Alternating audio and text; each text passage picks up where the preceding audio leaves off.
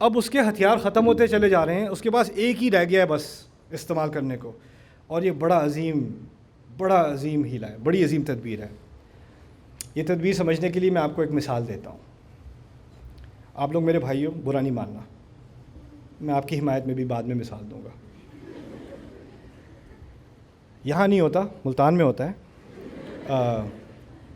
میاں بیوی ہیں، شوہر جو ہے وہ بیوی کی قدر نہیں کر رہا، اس سے بدتمیزی سے بات کرتا ہے، اس کی ہر چیز کا مذاق اڑاتا ہے، اسے برا بھلا کہتا ہے۔ وہ سمجھتی ہے شاید کیونکہ میں بدصورت ہو گئی ہوں اس لیے، تو وہ کوشش کرتی ہے کہ میں ذرا اپنا حلیہ بھی ٹھیک کر لوں، شاید کچھ بدل جائے گا۔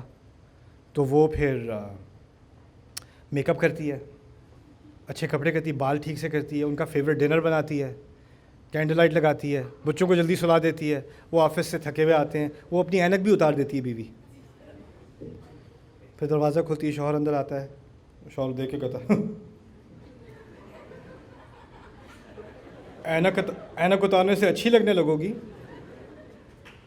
تو وہ آگے سے کہتی نہیں، اینک اتارنے سے آپ اچھے لگتے ہیں۔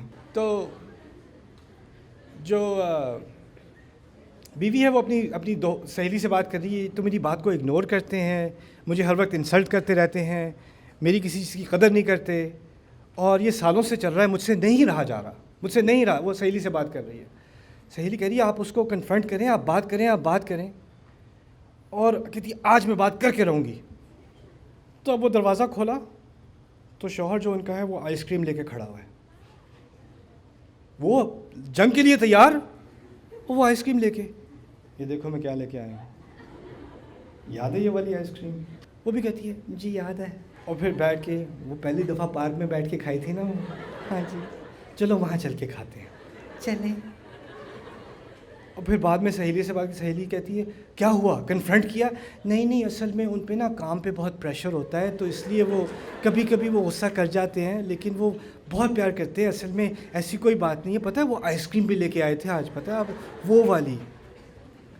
اب وہ بیوی کے دماغ میں آتا ہے کہ یہ تو بدل گئے ہیں، یہ تو پرانے والے ہو گئے ہیں جیسے ہوتے تھے وہ۔ تو وہ بڑی خوشی سوتی ہے رات کو، صبح اٹھتی ہے تو شوہر کہتا ہے میں آج دیر سے واپس آؤں گا، کال مت کرنا۔ تو وہ حیران پریشان، یہ ہوا کیا، رات کو تو میری زندگی بدل گئی تھی، یہ دوبارہ واپس کیوں آ گیا اس طرف؟ ہوتا یہ ہے کہ جو آپ کے ساتھ زیادتی کر رہا ہوتا ہے نا، اس کو بھی پتہ ہوتا ہے کہ آپ کے صبر کا ایک میٹر ہے، زیادتی کر رہا ہے آپ کا ٹیمپریچر بڑھ رہا ہے، زیادتی کر رہا ہے آپ کا ٹیمپریچر بڑھ رہا ہے، پھٹنے والا ہے، اس کو پتہ ہوتا ہے یہ پھٹ گیا نا تو مسئلہ ہو جائے گا، اب آئس کریم کا ٹائم آ چکا ہے۔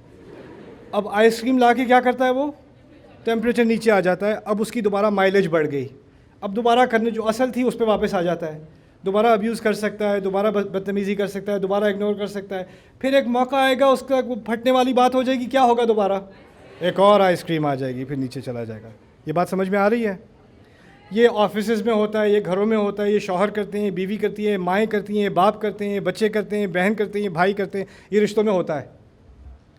فرعون کو سمجھ آ گیا اگر میں نے ابھی آئس کریم نہیں دی تو یہ ان سب کا میٹر پھٹ جائے گا، کیونکہ پہلے بھی وہ کس قسم کا باس تھا، وہ ایسا باس تھا جو اپنے کام کرنے والوں کو انکریج کرتا، ان کے ساتھ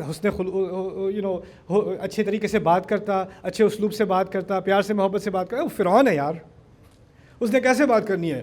وہ کہتا الیس لی ملک مصر وہذہ الانہار تجری من تحتی، یہ پورا مصر کا ملک میرا نہیں ہے، یہ سارے دریا میرے پیروں کے تلے نہیں چلتے، میں اس نے کبھی کسی کو اگنالج کرنا نہیں۔ اب جب موسیٰ علیہ السلام عقلی بات بھی کر رہے ہیں تو ویسے بھی ان کو پوری قوم کو یہ تو نہیں تھا کہ فرعون سے محبت ہے، اصل میں فرعون سے ڈر تھا، تو جب یہ موقع مل رہا ہے بغاوت کا تو وہ تو کریں گے۔ تو اب اگر آئس کریم پیش نہیں کی تو معاملہ ختم۔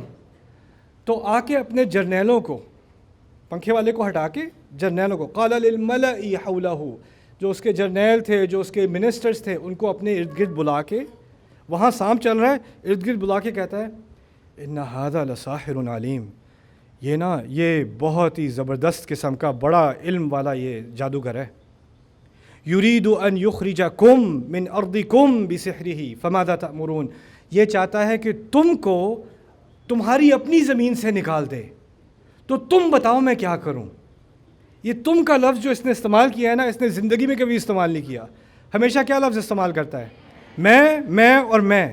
جب اس کی حکومت گرنے والی ہے نا, تو میں تو تمہارے لیے کر رہا ہوں, اپنے لیے تھوڑی ہے. تمہیں تمہاری زمین سے نکال دے گا, اور مجھے تمہاری بات کی بڑی ویلیو ہے. تم بتاؤ میں کیا کروں, تم مجھے مشورہ دو. اور جس نے ساری زندگی جس کی قدر ہی نہیں کی گئی, جس کو جانوروں سے بھی کم رکھا گیا ہے, اس سے کوئی آ کے ایک دفعہ اس کو قدر کر دے تو وہ کیا ہوتا ہے؟ جی ہاں میں بتاتا ہوں سر, میرے پاس ایک آئیڈیا ہے. جگہ جگہ سے نا اور جادوگر ہیں, وہ ہم سارے لے کے آتے ہیں. وہ اس نے یہ تدبیر اس لیے نہیں دی کیونکہ اس کو بڑی خواہش تھی کہ فرعون کی حکومت رہے. اس کی زندگی میں پہلی دفعہ اس کو ایکنالج کر لیا, تو اس کو ایک دم سے اس کو میں بھی کوئی چیز ہوں, میری رائے کی بھی کوئی حیثیت ہے. رسول صلی اللہ علیہ وسلم کو حکم دیا گیا تھا وَشَاوِرْهُمْ فِي الْأَمْرِ, اب مشورہ کیا کریں فیصلوں میں. ان پہ تو وحی آ رہی ہے, ان کو مشورے کی ضرورت نہیں ہے. وہ جو فیصلہ انہوں نے کرنا ہے صلی اللہ علیہ وسلم, وہ مشورہ اللہ کی طرف سے آ رہا ہے.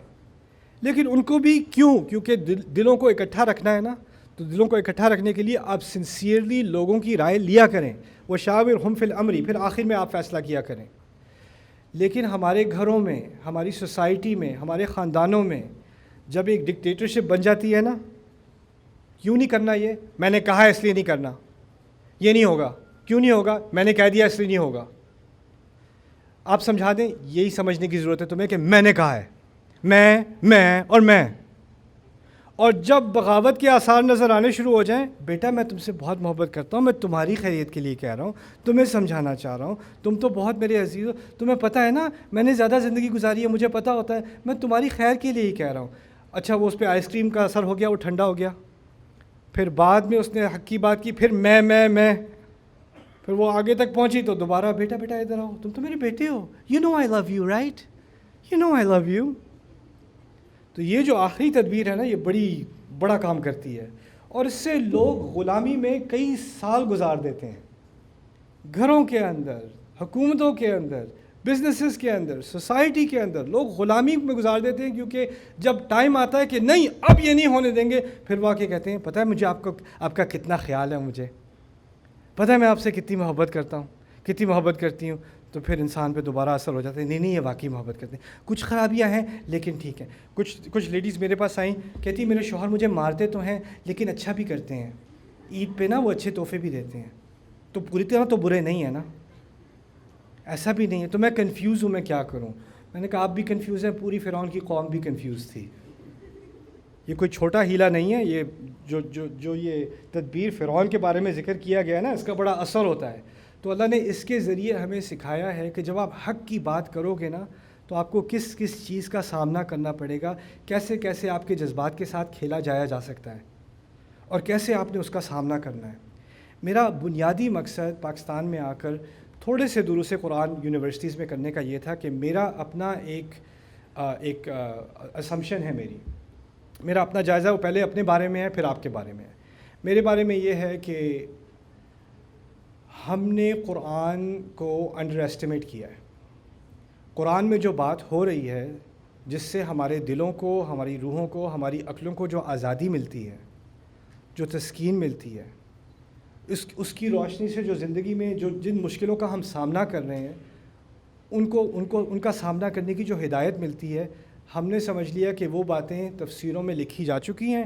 وہ جو پڑھنے والے ہیں وہ پڑھ لیں, باقی بس نماز پڑھو, روزہ رکھو, یہ کافی ہے تمہارے لیے. تو جو قرآن کا جو اصل تحفہ ہے نا, قد جاءتکم موعظۃ من ربکم وشفاء لما فی الصدور, کہ تمہارے لیے ایک بہت زبردست نصیحت تمہارے رب کی طرف سے آئی ہے, اور وہ ایسی چیز ہے جو تمہارے دلوں میں جو تکلیفیں ہو رہی ہیں نا, اس کی شفا ہے, وہ شفا ہے. ہم نے اس بات کو سمجھا نہیں, جانا نہیں کہ اس قرآن میں بات کیا ہو رہی ہے, اور وہ میری زندگی میں کیا چیز لا سکتی ہے, کیسے میری زندگی میں کانفیڈنس لا سکتی ہے, کیسے میری زندگی میں خوبصورتی لا سکتی ہے, میرے رشتوں کو بہتر کر سکتی ہے, میری زندگی میں جو چیلنجز ہیں اس کو سامنا کرنے کی پوری مجھے ہدایت دے سکتی ہے. کیونکہ ہم نے اس چیز کو, میں نے بھی, آپ نے بھی انڈر ایسٹیمیٹ کیا ہے. میری امید یہ ہے کہ اس ٹورز کے ذریعے اور آپ لوگوں سے ملنے کے ذریعے میں اس چیز کو دوبارہ آپ کے اندر اجاگر کروں, اور ہماری قوم ایسی ہو، ہمارا ملک ایسا ہو کہ دنیا جہاں کے سارے مسلمان دیکھیں قرآن کے ماننے والے یہ لوگ ہیں، قرآن سے محبت کرنے والے یہ لوگ ہیں، دیکھو انہوں نے قرآن کے ساتھ کیا کیا ہے، اس کی تلاوت تو ہو رہی ہے الحمدللہ۔ اور یہاں پہ لوگ شکایت بہت کرتے ہیں، دیکھیں بچے قرآن پڑھ رہے ہیں لیکن سمجھتے نہیں ہیں، دیکھیں یہ ہو رہا ہے، یہ نہیں ہو رہا، شکایت شکایت شکایت۔ شکایت میں بھی، ہر شکایت میں بھی ایک موقع ہوتا ہے۔ اگر ہمارے ہاں ہزاروں لاکھوں بچے قرآن پڑھ رہے ہیں تو یہ ایک بری بات نہیں، یہ ایک اچھی بات ہے، بس اس میں ایک مزید اچھائی کی، اضافے کی ضرورت ہے۔ اب اگر ان کو قرآن کا سمجھنا بھی تھوڑا سا ہم اس کو فراہم کر دیں، کمپلین کرنے کے بجائے یہ سمجھتے ہیں نہیں سمجھتے ہیں نہیں، تو اگر آپ ایک انسٹیٹیوشن کو بھی لے لیں، ایک گاؤں کو بھی لے لیں، 100 بچوں کو بھی لے لیں اور ان کے لیے کوئی ایک پلان بنا دیں کہ 1 سال کے اندر اندر ان کو موسیٰ علیہ السلام کا قصہ سمجھ آنا شروع ہو جائے، ان کو بقرہ تھوڑی بہت سمجھ آنی شروع ہو جائے، ان کو قرآن کے جو بنیادی دروس ہیں جو ایک نوجوان کو چاہیے وہ پورا قرآن بھی ایک سال میں سمجھنا ہے، کچھ چیزیں سمجھ میں آنی شروع ہو جائیں، تو آپ دیکھو گے کہ اس کی شخصیت میں، اس کی زندگی میں، اس کے آنے والے رشتوں میں، اس کی آنے والی جاب میں، سب میں ایسی تبدیلی آئے گی کہ اس سے تو انشاءاللہ ہمارا پورا ملک بدل جائے گا، پورا ملک بدل سکتا ہے۔ اب یہ ذمہ داری ہم سب کی اکٹھے کی ہے، ہم نے قرآن کی طرف ایک رجوع کرنا ہے اور دل سے رجوع کرنا ہے۔ میرے ایک استاد کہا کرتے ہیں قراءۃ قلب، قرآن کو عقل سے بھی پڑھا جا سکتا ہے، دل سے بھی پڑھا جا سکتا ہے۔ ہماری قوم کو اب اس چیز کی ضرورت ہے، مجھے اور آپ کو، کہ ہم قرآن کو اب دل سے بھی پڑھیں، عقل سے پڑھنے کے بعد ہم اس کو دل سے بھی پڑھیں۔ اللہ تعالیٰ ہمارے دلوں میں قرآن کی محبت ڈالے اور قرآن کی ہدایت کو ہمارے گھروں میں، ہمارے اپنے اندر، ہمارے گھروں میں، ہماری سوسائٹیز میں، ہمارے بازاروں میں، ہماری حکومتوں میں، سب میں لے کر آئے۔ بارک اللہ لی و لکم۔